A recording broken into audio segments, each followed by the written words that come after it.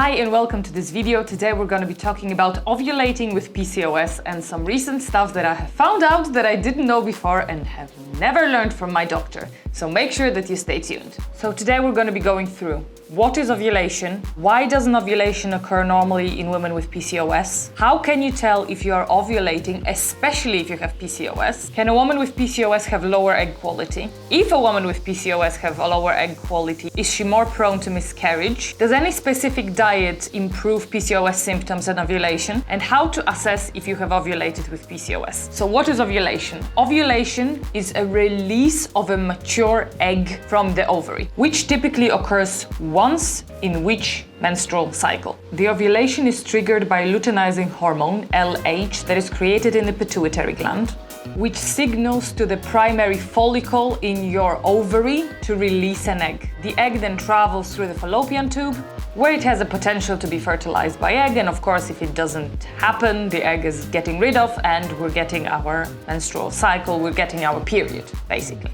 Now, why doesn't ovulation happen correctly in women with PCOS? So there can be an array of reasons. One of the reasons is elevated level of luteinizing hormone and androgens like testosterone, as well as decreased FSH, which is follicle stimulating hormone. And these hormonal imbalances might cause the egg not to be released properly. From what I have understood, we generally have very high LH, and we have low FSH. And if you know ovulation test, which I'm going to be talking about a little bit later, detect LH, so it might mean that they might not properly work for you if that's the case for you.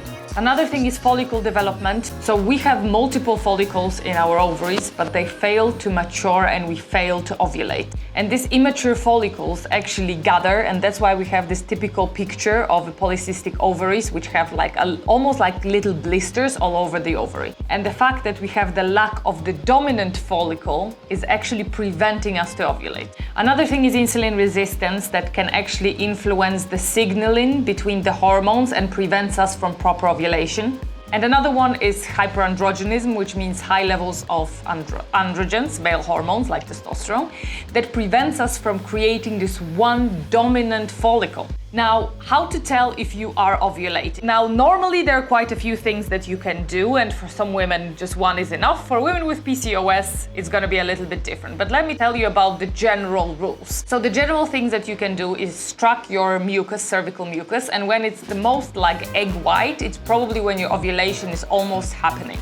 So that's what you're searching for, like when you take it like that, it's like an egg white. Some women also see it when they're wiping. The other thing is ovulation predictor kits, and those are those, urine strips that you can use to determine if your luteinized hormone is spiking, and if it is, within 12 to 36 hours after, your ovulation should occur. However, very often we have high levels of luteinizing hormone and actually low levels of FSH, so it might give us false results. Another thing is basal body temperature. So taking temperature will tell you if the ovulation actually occurred or not. And this is brand new information for me. I just found out about it recently.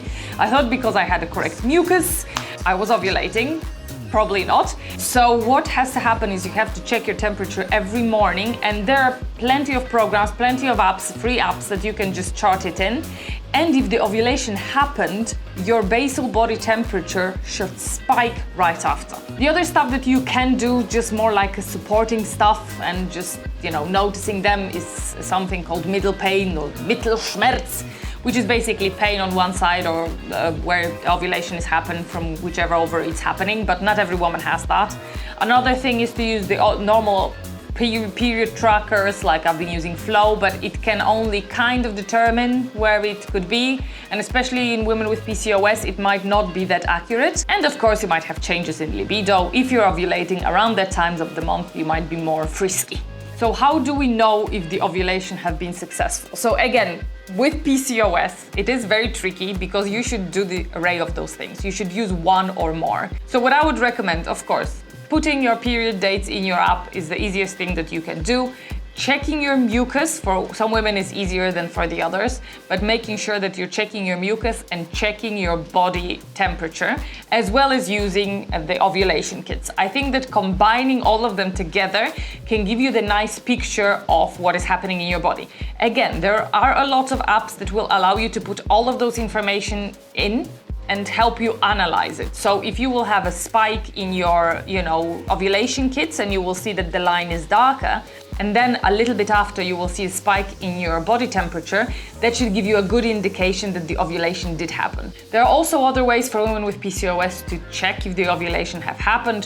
One, of course, is the ultrasound. So maybe if you're trying to conceive, your doctor will actually ask you to come in a specific time to actually check on the ultrasonogram if the ovulation have happened. And another thing is progesterone test, but with this one, I'm not sure. I would have to ask some doctor whether it is conclusive, because it seems like if the ovulation occurred, you will have higher progesterone levels.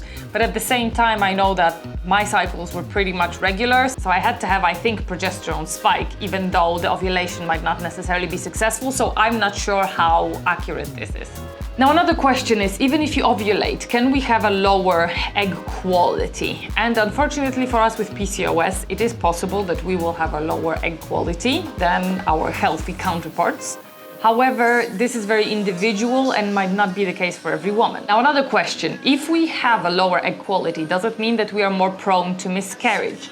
And the answer is yes. If you know that your egg quality is poorer, which again doesn't have to be the case with every woman with PCOS, it might mean that we have slight elevated risk of having a miscarriage. It doesn't have to be the case for everyone though, so just keep that in mind. Now, is there any diet that can improve the ovulation, etc.? Now, if your problem is insulin resistance and this is why you're not ovulating, then lowering your insulin will definitely help. Now, there's a lot of ways to do it. I don't want to go into it, but you can think about your glycemic index, about the amount of carbohydrates eaten, and about, how you time them, etc. For me, the easiest thing is just cut out all the carbs and just do ketogenic diet. But it's not going to be perfect for everyone, so just think about the ways of lowering your insulin. It can also happen with medication and supplementation, but I think overall approach can be very beneficial. So in my case, I'm doing ketogenic diet. Again, on and off, I'm not being crazy culty about this, but I notice it makes me feel better overall, and it cured my acne as well. So to sum up, to know that you ovulated with PCOS, you definitely need to do a little bit more overall approach, including testing the temperature, which is a pain because you have to test it the first thing in the morning, and remember to do it every morning. And you should do it actually with a special thermometer that has, 2 digits after the dot. So it's a little bit more accurate. It's called basal body thermometer or something, basal temperature thermometer. And that actually will indicate whether the ovulation was successful and not. Doing stuff like ovulation testing, if they work for you, is also very good because you might see where in your period cycle, when in your menstrual cycle you are ovulating. So in case you ever try to conceive and in any case of the future problems, you might know where is the issue. Because for example, if you ovulate very late in the cycle and your luteal phase is a little bit too short, that is a good information for your doctor. Or if the problems are anywhere else, that can be kind of seen by the doctor. So it is good to know your body, to know what issues it might have. So you might also give your doctor more accurate information. Now, this is all you needed to know about ovulation with PCOS. Make sure you hit the like, subscribe, and click the notification bell to be notified about my future videos. And if you have any comments and you would like to share your story, please leave it in the comments, and I will see you soon. Bye!